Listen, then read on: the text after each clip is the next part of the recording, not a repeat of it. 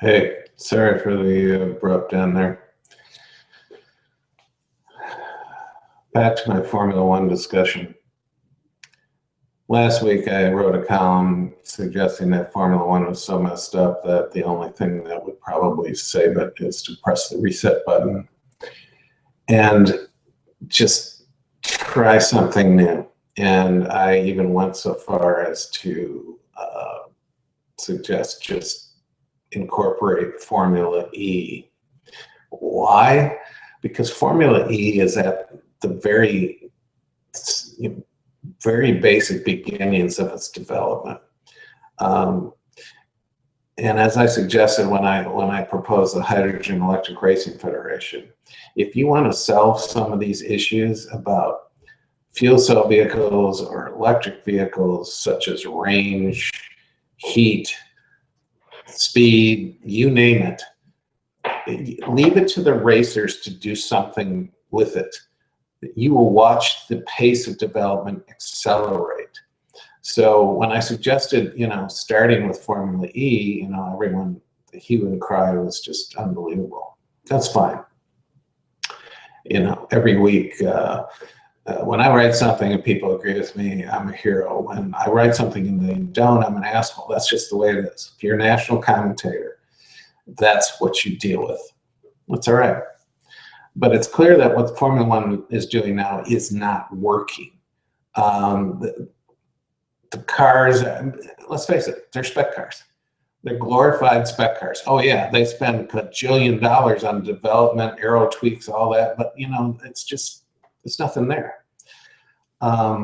It's regimented, pasteurized, sanitized, orchestrated, and they have done everything to pull the emotional, compelling interest in the sport out of it. Sebastian Vettel just made the comment that, they are sanitizing the sport to the point where no one gives a shit. In Formula One, the people in Formula One, they're so immersed in it and close to it, they don't have a clue. Bernie doesn't have a clue. He's just grasping straws. He just wants to sign up another country to pay him, $500 million or whatever it takes to get a race there and, move on. And the fan is an afterthought. Well, that ain't working. Now, the big thing about suggesting Formula E is like, oh, what about the, there's no sound. I don't care about that. And I said, look, as I said before, that last video was cut off. Apologize again.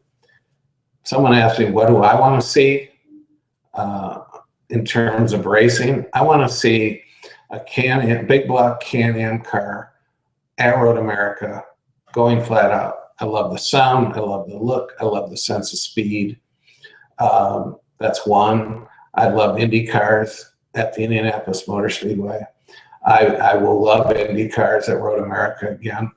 And when I see Formula E, it's just like I'm seeing there's not enough. I mean, everyone comments, well, they don't sound good.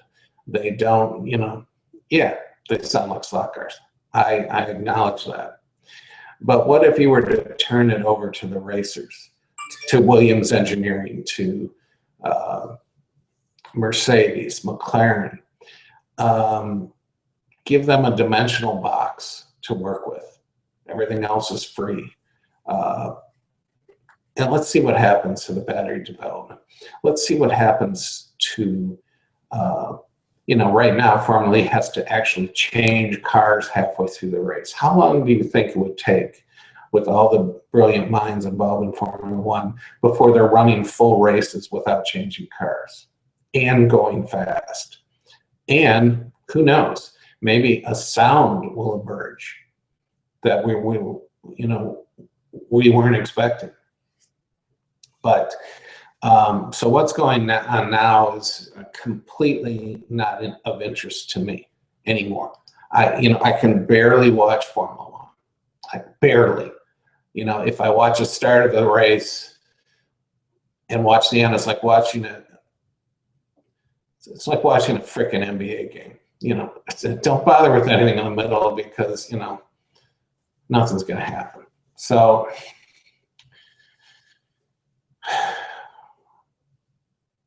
the question begs to be asked, like I wrote this week. If you would prefer Formula One to become the pinnacle of the sport, or continue as the pinnacle of the sport,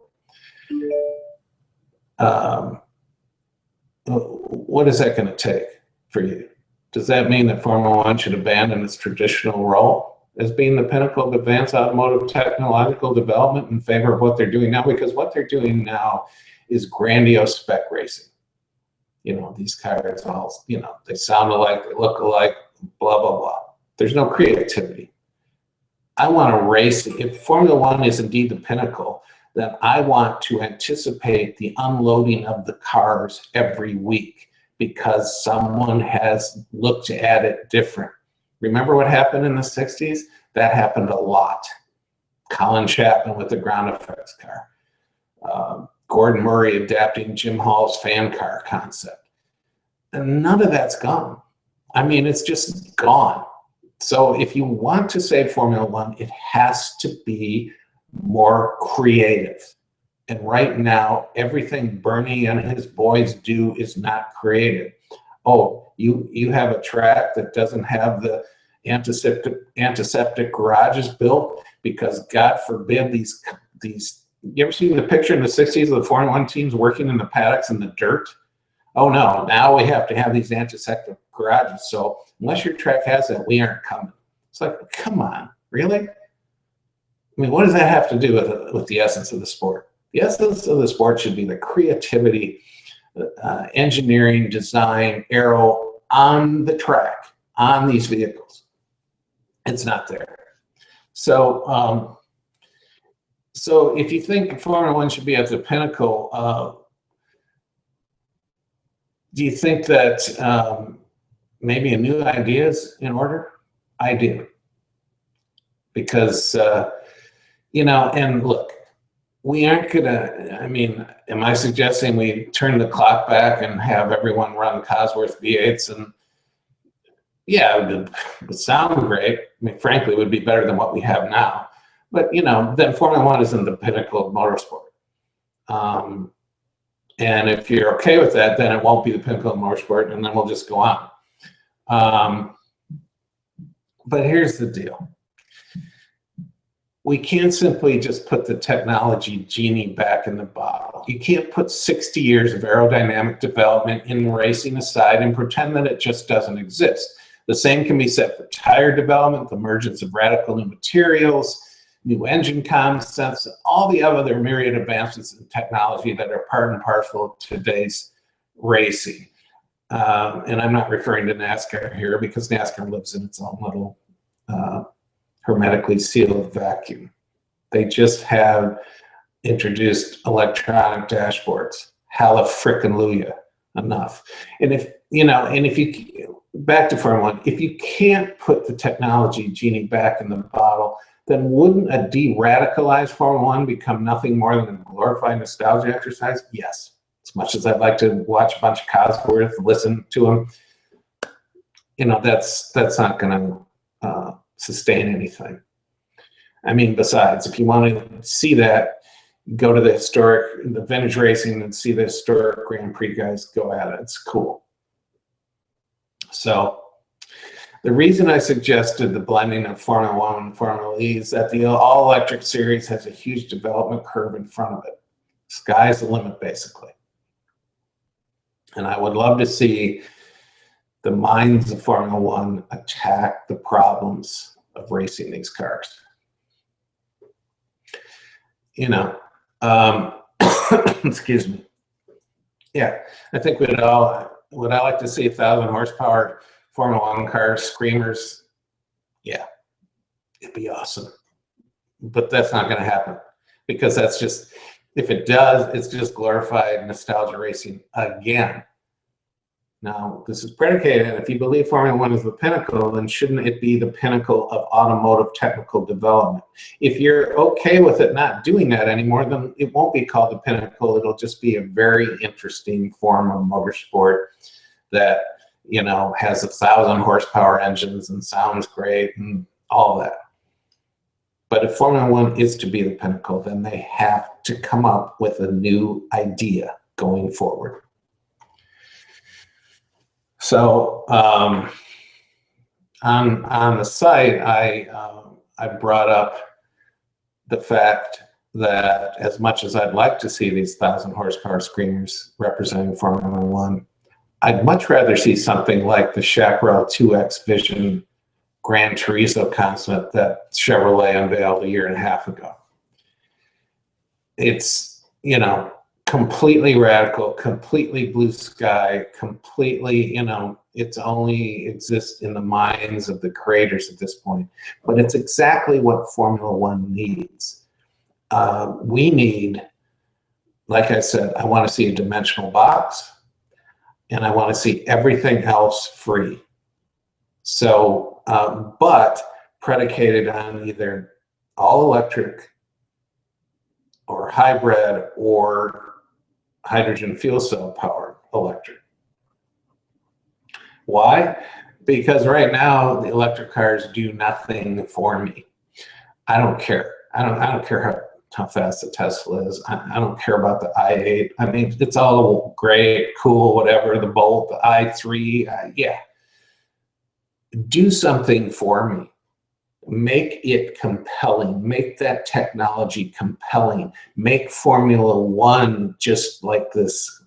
Oh my God, did you see that car that McLaren unveiled? Did you read about how they plan on going fast and what they're doing and blah, blah, blah. We need that back.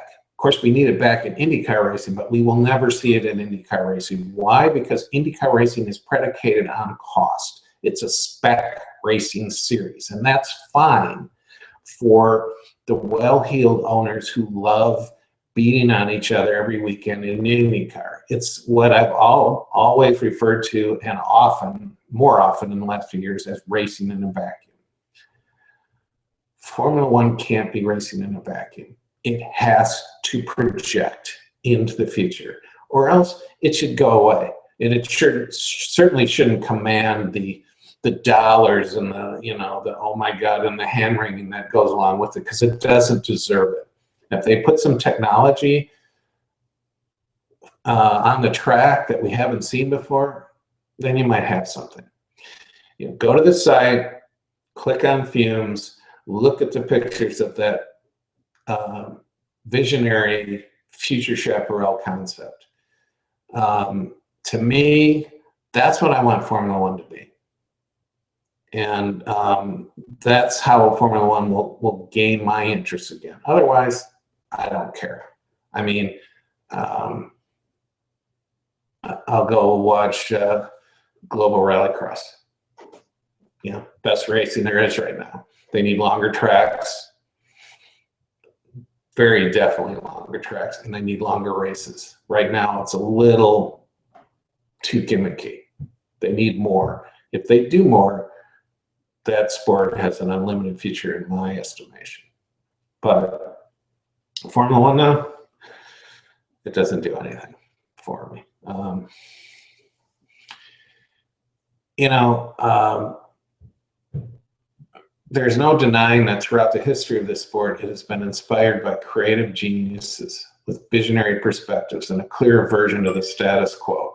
That's why the future of this sport, and the future of Formula One in particular, hinges upon that same kind of truly innovative thinking, combined with the kind of indomitable spirit that has propelled the sport forward in the past. You know, and that's why it's time to pay homage to the greatness of the past while writing exciting new chapters for the future. If this sport doesn't do that, it will go away. I will assure you, it will go away. All right, that's it. That's the High-Octane Truth for this week. Thanks for tuning in, and I don't know when I'll see you again. Bye.